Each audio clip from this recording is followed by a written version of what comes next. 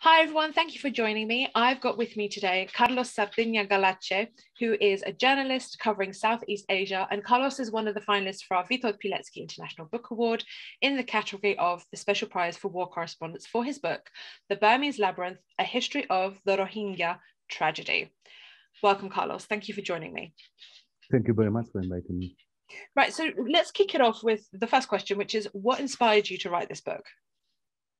Well, I have been covering Burma for since 2010, and in 2012 there was a wave of sectarian violence between the Rohingya, the Muslim Rohingya, and the majority of the population in the state, the Rakhine, who happened to be Buddhist.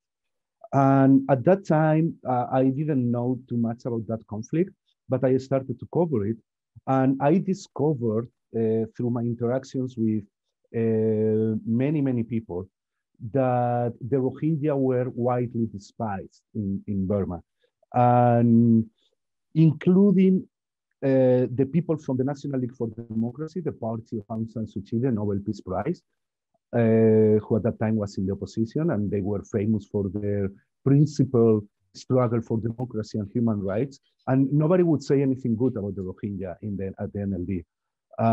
Actually, some of them, including high-level leaders of the party, were quite racist. So that got me thinking, why these people are so despised? Where are the roots of this racial hatred? And for the next years, I cover extensively the Rohingya tragedy, the Rohingya plight, until in 2017, there was a massive military operation against the Rohingya, which I guess our public has heard about. It was basically the military entered into northern Rakhine state where the Rohingya live and brutally expelled most of the population there. So, but at that time I had decided already to write the book. So it was trying to understand where these ethnic hatreds come from and why they were so, widespread in Burmese society. And I think that tells us something not only about Burma, but about other countries where, there is racism or ethnic hatreds and so on and so forth. So what is in this book that's new and what makes it so unique? Well, I don't know. I'm not sure it's a question for me to answer, but first of all, there are not so many books about the Rohingya. But what I try to do in the book is to put the Rohingya plight in context. Burma is a country where there had been ethnic conflicts and civil war ever since independence in 1948. And what I found is that most people either cover these ethnic conflicts, these wars, or they cover the Rohingya.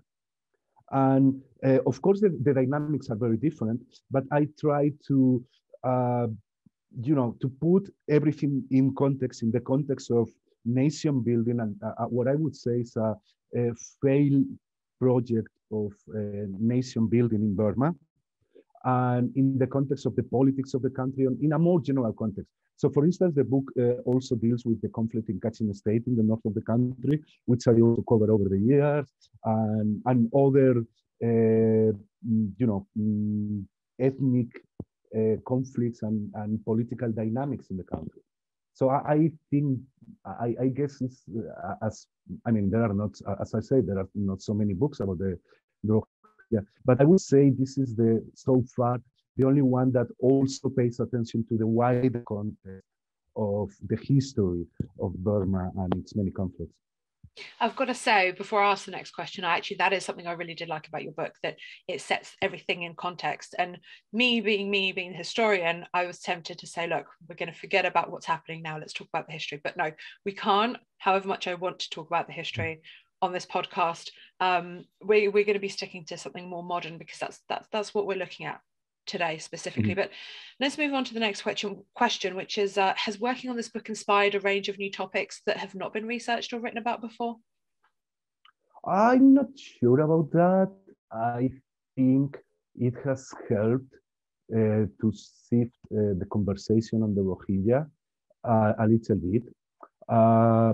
Basically, all the debate about the Rohingya over the years has been whether they are a so-called national race in Burma, what we call national races, Ta in Burmese, or not. And usually the Rohingya claim they are, and usually the people who are against the Rohingya and who see them as foreigners claim they are not indigenous to Burma. And what I try to do in the book, and I had been trying in several articles before, was not so much to claim that they are indigenous or not, which I think they should be regarded as indigenous, but to challenge the notion of indigenousness as such, as it is understood in Burma.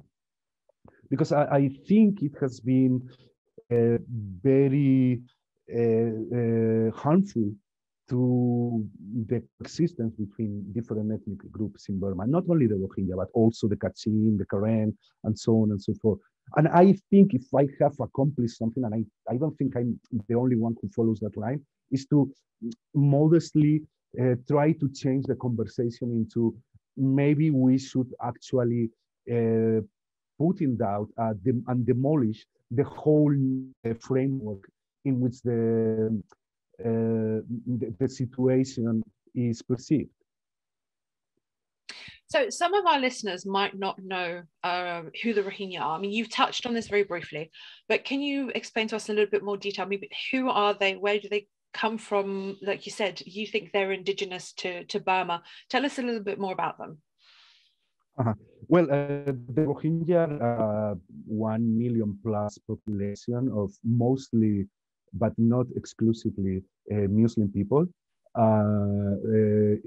living in the state of Rakhine in western Burma, very close to the border with what is now Bangladesh.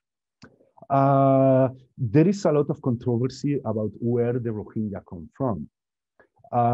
They speak a language related to Bengali and very similar to the dialect of Bengali spoken on the other side of the border in Bangladesh, in the province of Chittagong, but with its own characteristics as well.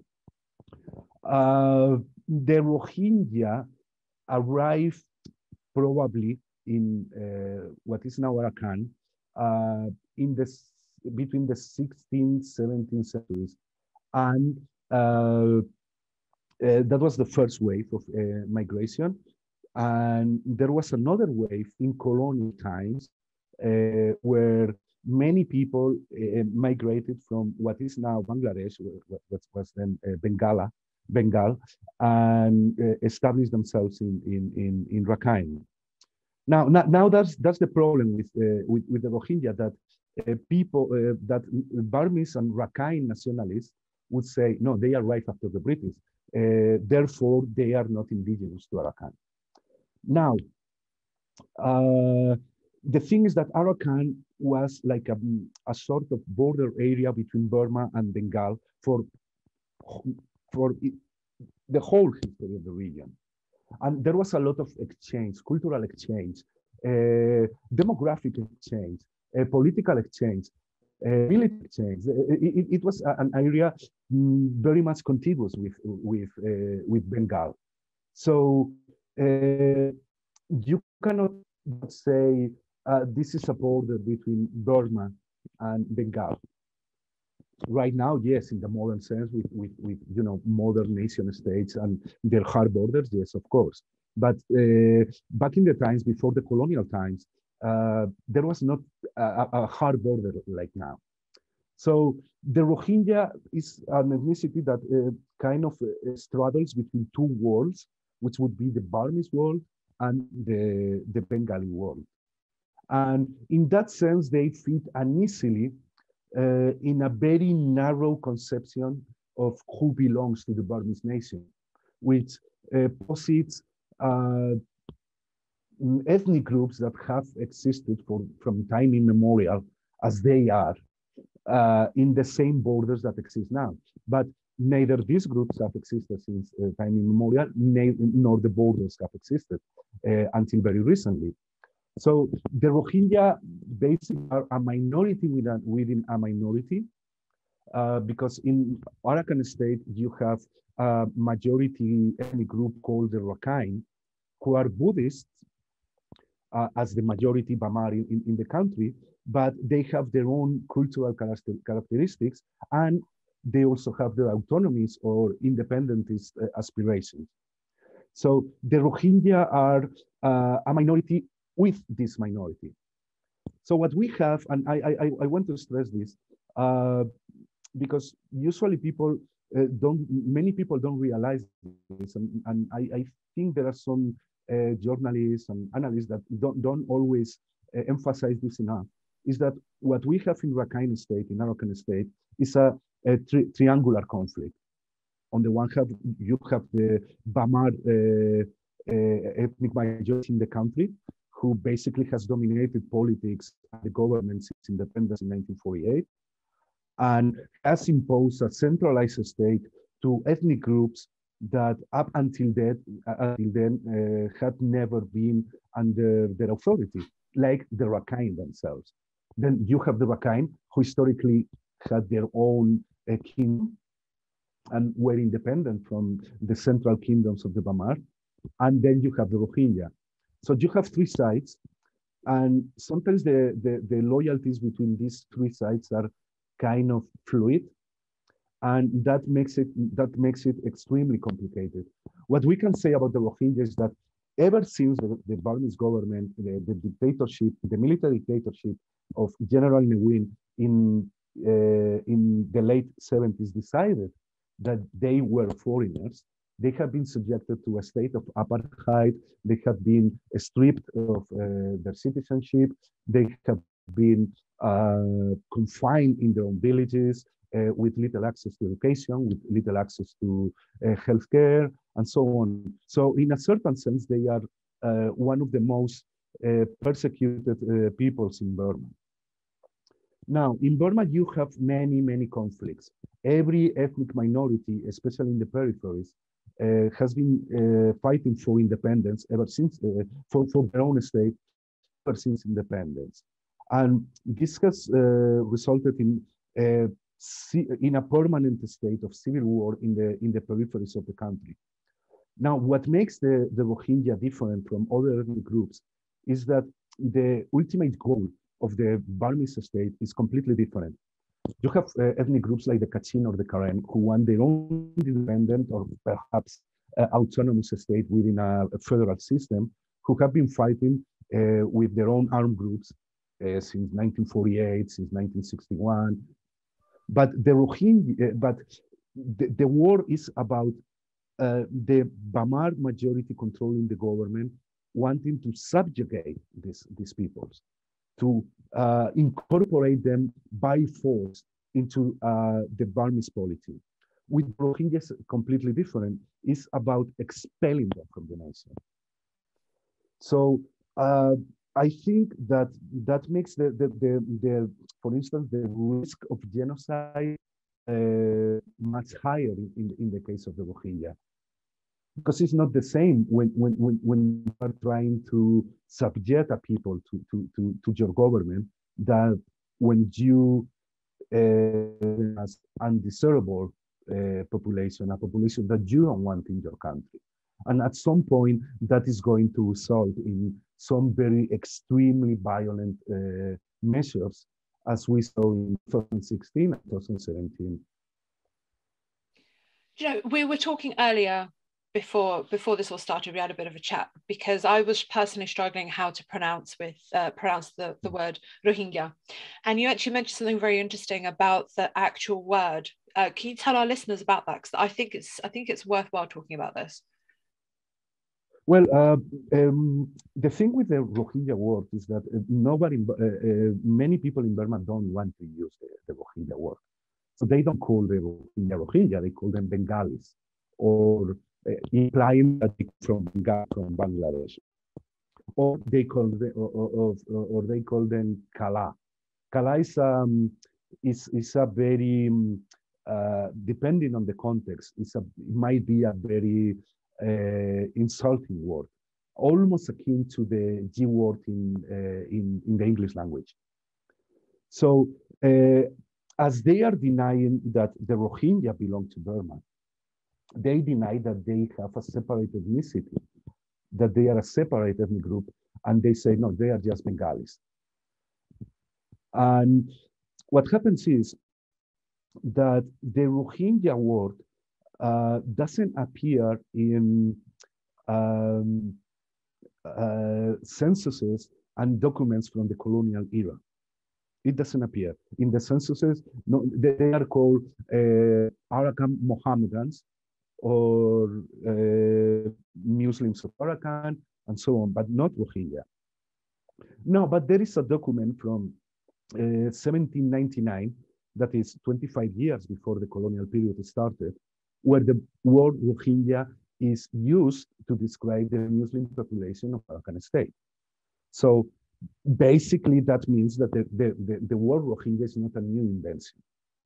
Now, my contention is that the political consciousness of the Rohingya community was not very high during the 19th century and probably the early 20th century, in the sense that there was not a ethno-nationalist Rohingya movement up until maybe the late 40s or something like this. And it was in the late 40s, early 50s, where the word Rohingya started to be used to define as an ethnonym used by their own community to define themselves.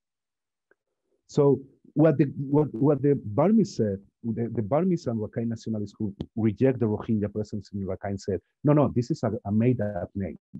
This is a made-up word. But actually, how can it be a made-up word if it was already used in 1799?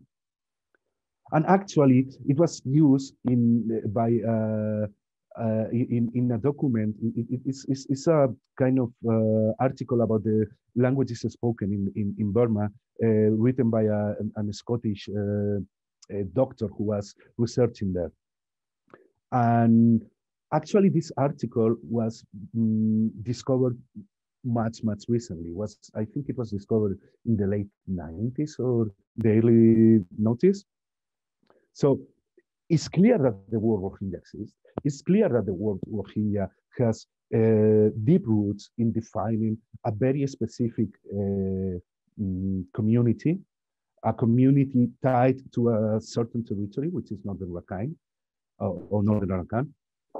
And it's clear that it's not a made-up word in the 50s, but that's not what nationalists would say. So, for instance, when you travel to Arakan, and if you mention, I mean, this is sometimes exaggerated, but it might happen. If you use the word Rohingya, people might get angry at you. No. They are not Rohingya. They are Bengali. They are Kala. Because the denial of their identity is part of this long-term process of ethnic cleansing that they have suffered for many decades.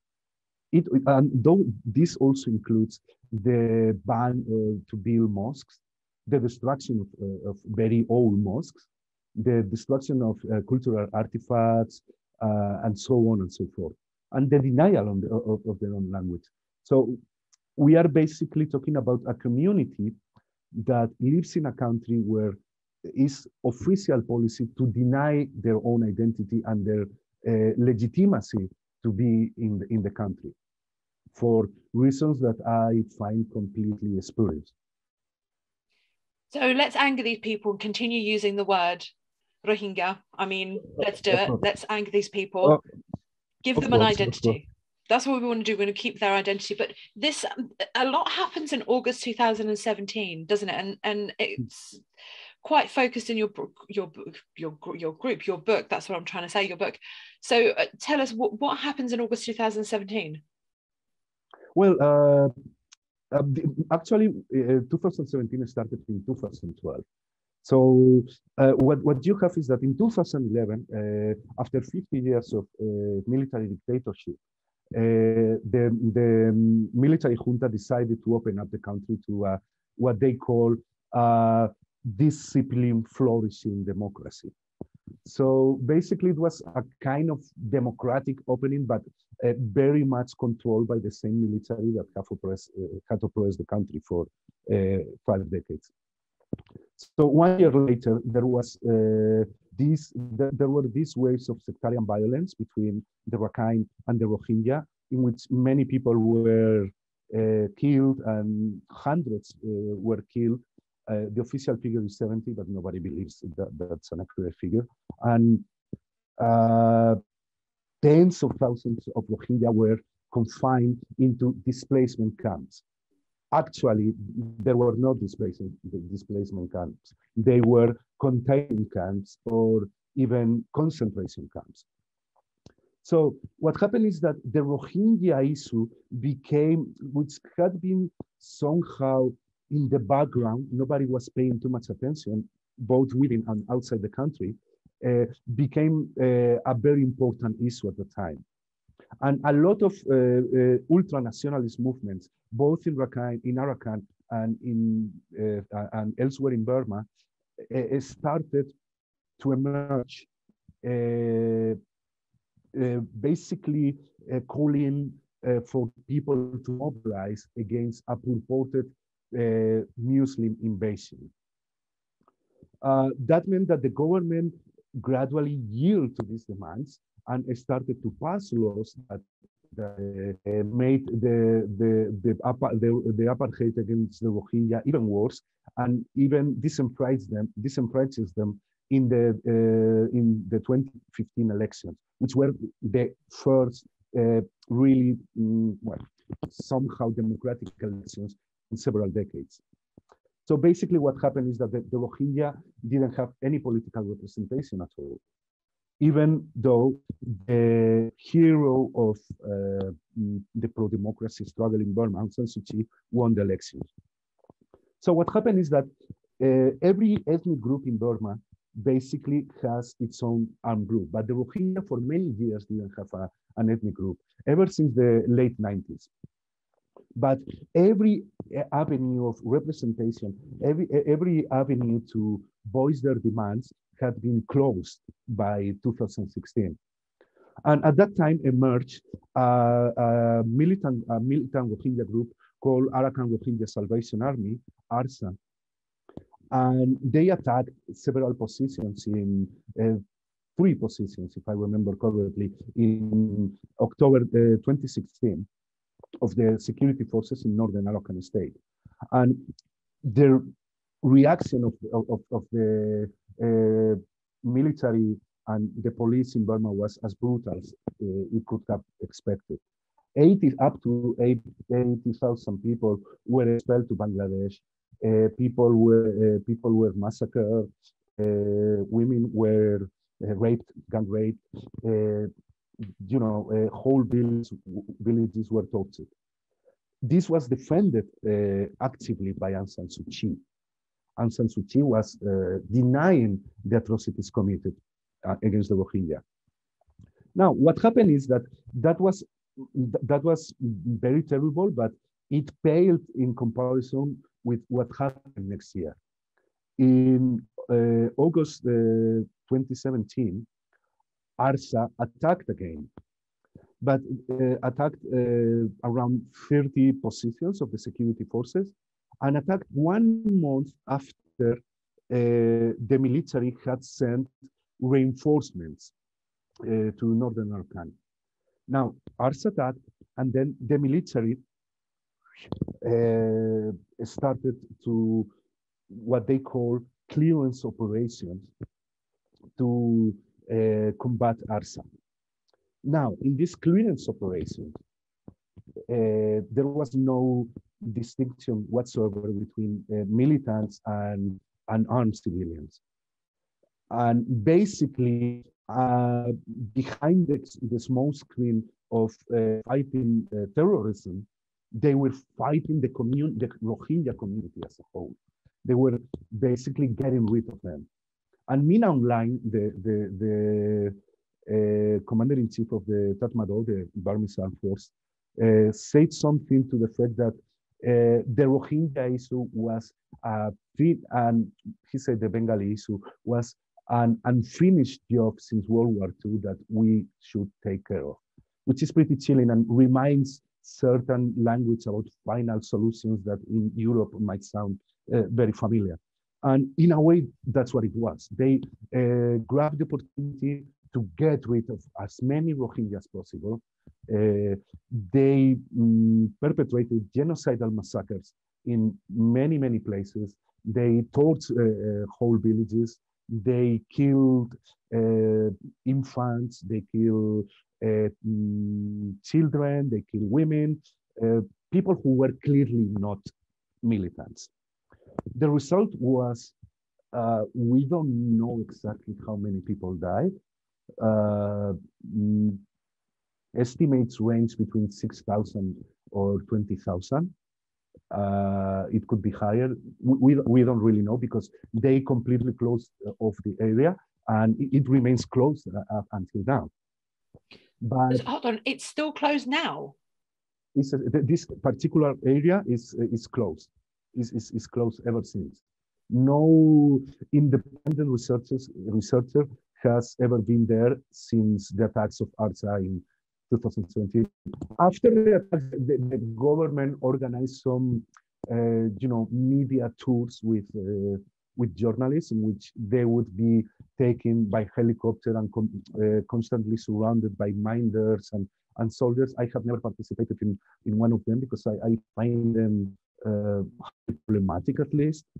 But nobody has visited the area.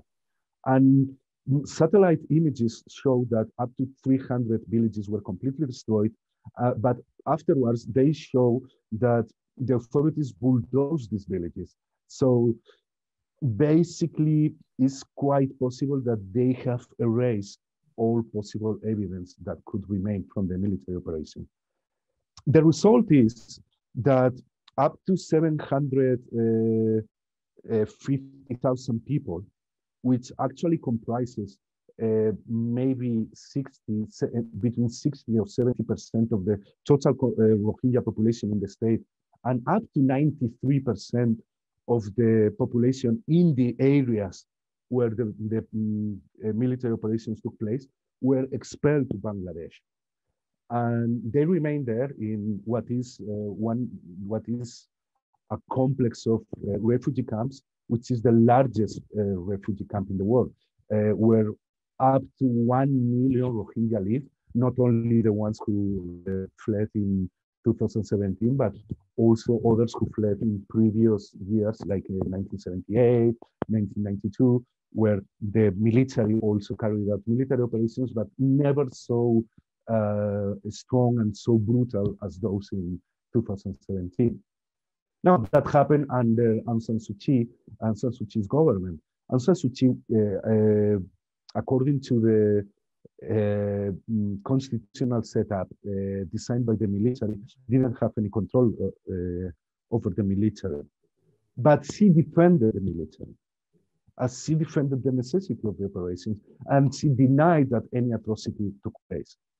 And basically, at that moment, I was around Burma at that moment, and at that moment, most people, even people who hated the military dictatorship and hated the military for their military regime for 50 years, they supported the operations of the Rohingya, because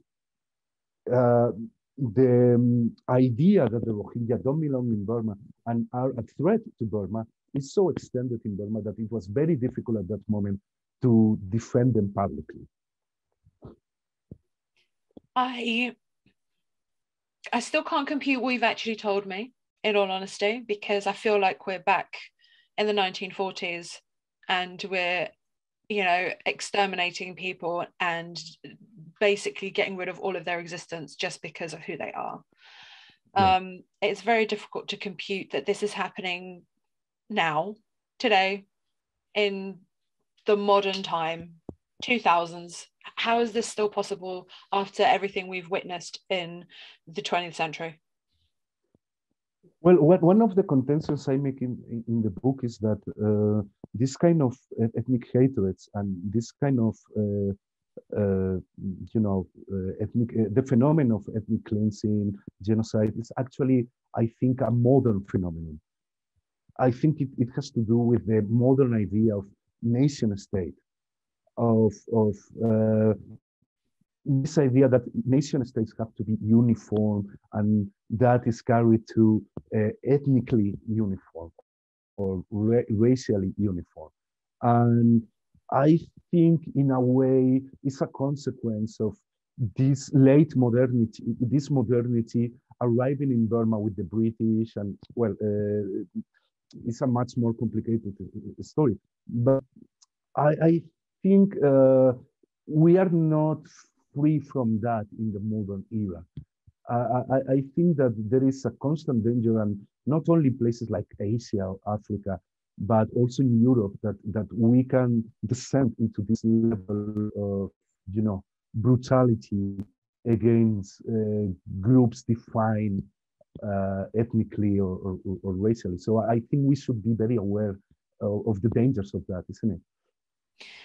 Carlos, I think you and I can talk about this for the next hour. Quite easy to talk about this for the next hour, but we're going to have to finish on this. So thank you so much for joining me, and good luck. It's been a pleasure. Thank you very much.